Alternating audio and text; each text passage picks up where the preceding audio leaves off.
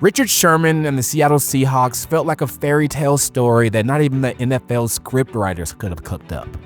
A fifth-round pick who rose to become the face of one of the NFL's most fearsome defenses, helping transform a middling franchise into champions. It read like a dynastic destiny, until it didn't. Hello, lovely viewer. Subscribe to Secret Base on Patreon. For a few bucks a month, you get a ton of exclusive content and early access to videos weeks and even months in advance before they hit YouTube. Imagine the flex of being truly first on something.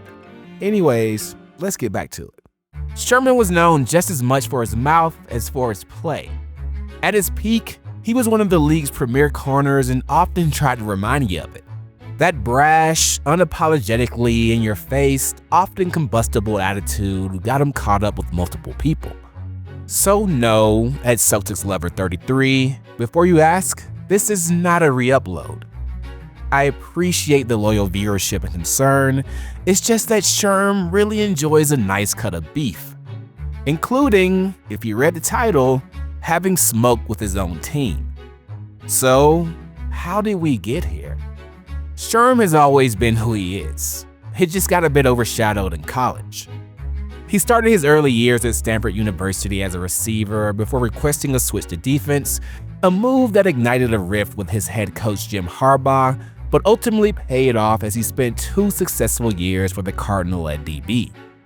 Successful, as in Sherm both played well and managed not to get suspended like in his sophomore year when he was caught on the sidelines going off on his teammates. Following his senior season, Sherman declared for the 2011 draft, where he ultimately slipped to the 5th round, which he blamed on Harbaugh. His former coach hated on him for show, but scouts weren't necessarily that high on his game either. If anything, the draft slide only added to the Seattle Space Needle-sized chip on his shoulder that defined his early NFL years. Pete Carroll saw his potential from the jump. He once recruited Sherman out of high school during his tenure as head coach at USC, and now, leading the Seahawks, had personally scouted Sherman at the Combine. The familiarity paid off. As a franchise, Seattle was living in a transition period of midness before it found the right pieces, including Sherman Carroll, and took off. By 2013, the Seahawks were champions with a dreaded defense known as the Legion of Boom, which Sherman became the de facto leader of. Both for his play and that whole thing where he really just wouldn't stop talking. Carroll fully embraced Sherman's personality, even though he knew his star corner often danced with danger. So, where's the beef? Sounds like a fiery guy finally found the right place and coach to foster that energy. Well, some fires ultimately can't be contained. During a 2014 minicamp session, 5 months after lifting the Lombardi, Sherman picked off Russell Wilson and added a little extra flair at the end. It wasn't unusual for Sherman to play in practice with a game-like intensity. I mean, the dude instigated a fight a few plays before telling the franchise QB, "You fucking suck." However, the latter specifically struck a chord. Carroll later held a series of team meetings reminding his squad to uplift each other, a message that sounded like rah-rah bullshit to Sherm, since he believed no one on the team should be safe from criticism. It's important to note that that incident wasn't reported until years later in 2017 and stayed behind the scenes drama, because during the 2014 season itself, Seattle looked like a dynasty-bound franchise on the verge of repeating. Then this happened. You could see the heartbreak all over Sherm's face in real time as he watched his team's championship hopes fade away. Now, what you couldn't see was Sherman absolutely laying into Carroll in the locker room post-game.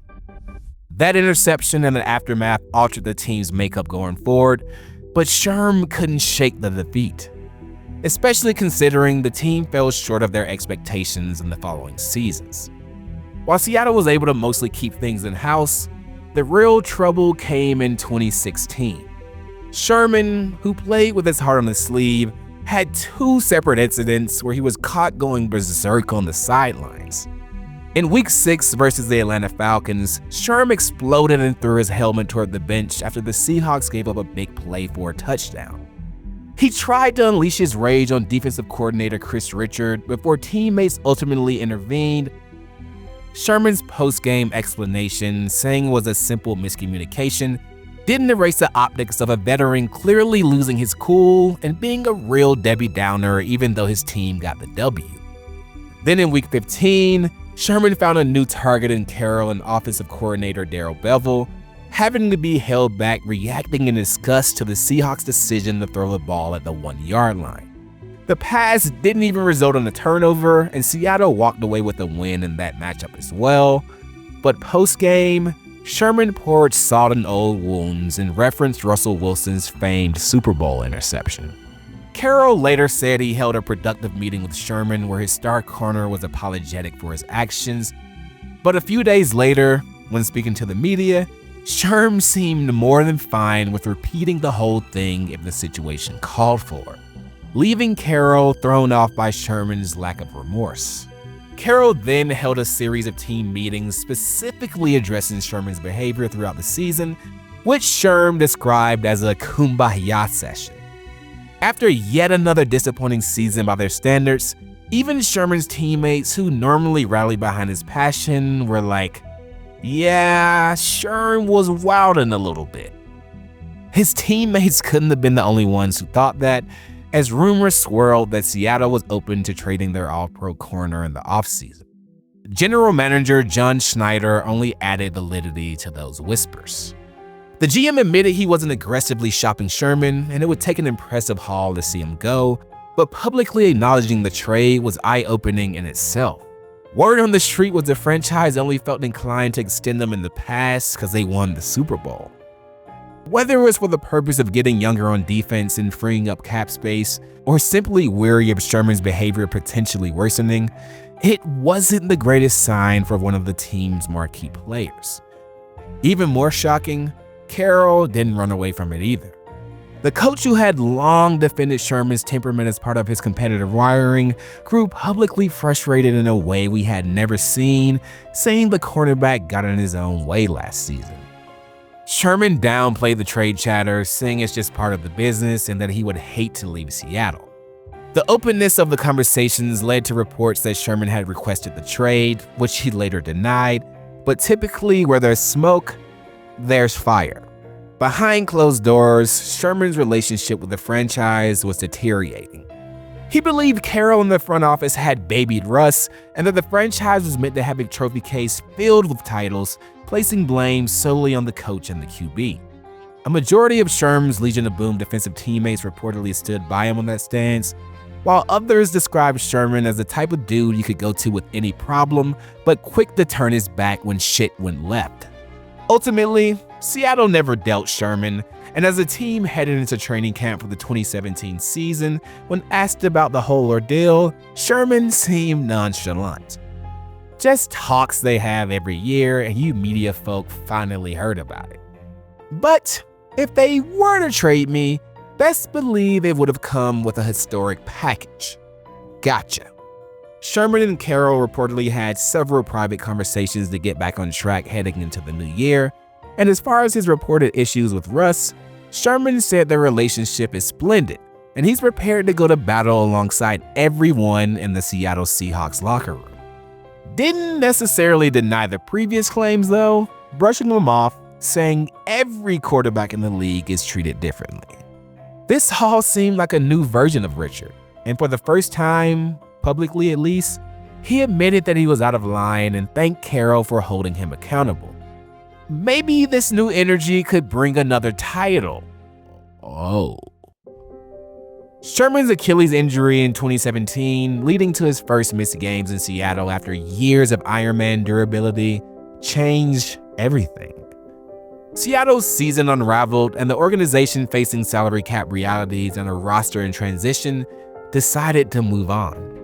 Sherm said the move was a way for the franchise to clear a little more bread and they wanted him back, but just a few days later, he was a new member of the San Francisco 49ers.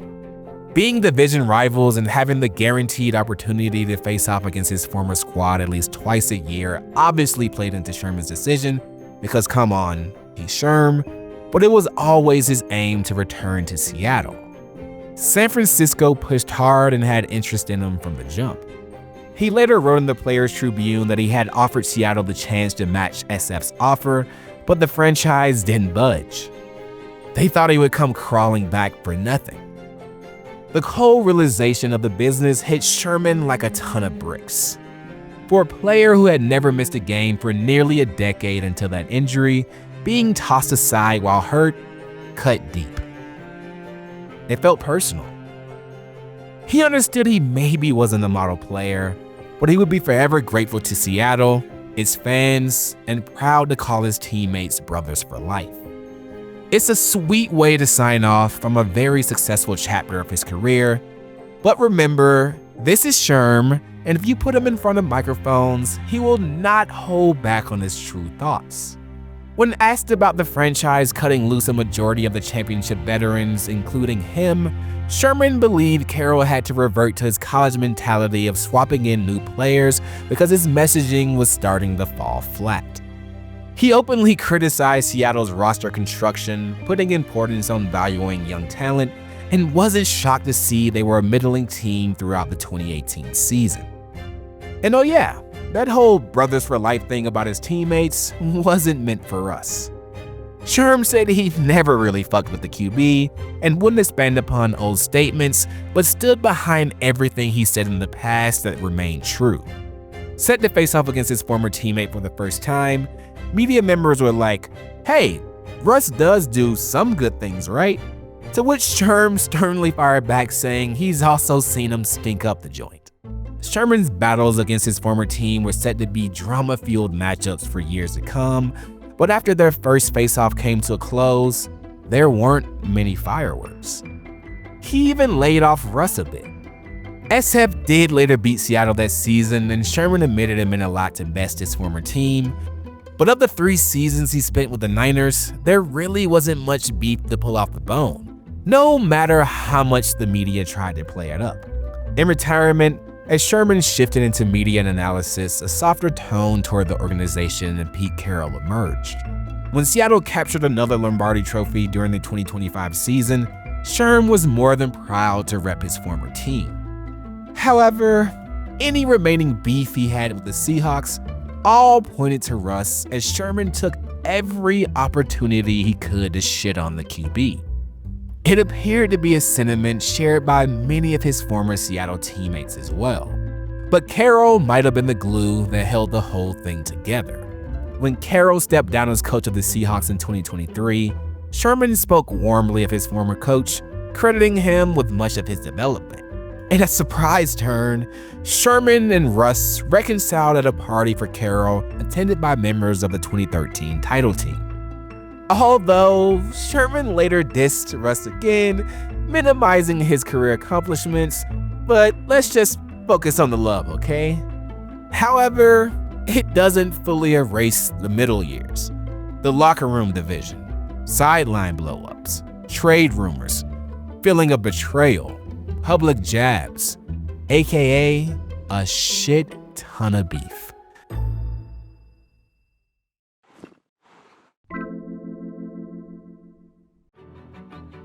Thanks for watching this episode of Beef History.